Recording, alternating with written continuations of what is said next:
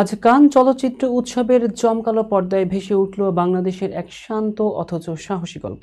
আদনান আল রাজীব পরিচালিত স্বল্পদৈর্ঘ্য সিনেমা আলী আজ প্রদর্শিত হলো বিশ্বের অন্যতম মর্যাদাপূর্ণ চলচ্চিত্র আসর কান চলচ্চিত্র উৎসবে। বিস্তারিত শাহিদা আহমেদ জান্নাতির ডেস্ক রিপোর্টে।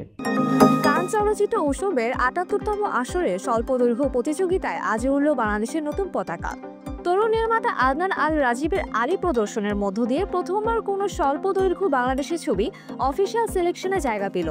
দুপুরে শালদে বুকিতে ৮৫০ আসনের প্রেক্ষাগৃহ টিকিট ছাড়ে পূর্ণ হয়ে যায়। অনেক সমালোচক দাঁড়িয়ে ছবিটি উপভোগ করেন।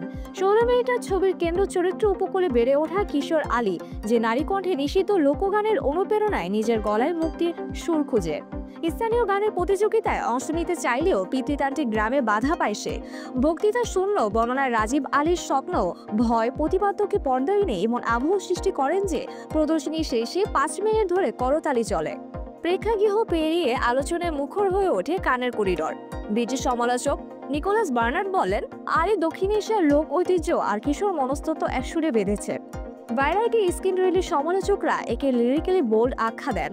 উৎসব কর্তৃপক্ষ প্রদর্শনী শেষে রাজীবকে ধন্যবাদ জানিয়ে বলেছে, বৈশ্বিক ক্যানভাসে বাংলাদেশের সাগর ঘেঁষা বাতাস অনন্য রং ছড়ালো। সংবাদ সম্মেলনে রাজীব বলেন, আমি শুধু সত্য বলেছি, তাই ভাষা পেরিয়ে পৌঁছেছে। তিনি জানান, আলী শীঘ্রই নিউ ইয়র্ক ও টরন্টোতে দেখানো হবে। কিশোর আলীর গল্প শোনার রাজীবের মতে, পটুয়াখালীর উপকূলে নারীরা জোয়ারের রাতে গোপনে গান শেখেন। সেই স্মৃতি থেকে চিত্রনাট্যের মূল থিম নিঃশব্দ সুরে বাঁচার অধিকার। আলী চলেছে নবাগত আরাফাত শাকিল, মায়ের ভূমিকায় তাসনিয়া রহমান আর সাহসী স্কুল শিক্ষকের চরিত্রে শেফাত রহমত অভিনয় করেছেন। বরিশালের তেতুলিয়া চরে ১২ দিনের শুটিং সম্পন্ন হয়। এখন উৎসব দৃষ্টি পুরস্কার ঘোষণার দিকে। ফল জানা যাবে ২৫ মে সন্ধ্যা ৬টায়। দলের সামগ্রিক মনোবল তাতে বেড়েছে।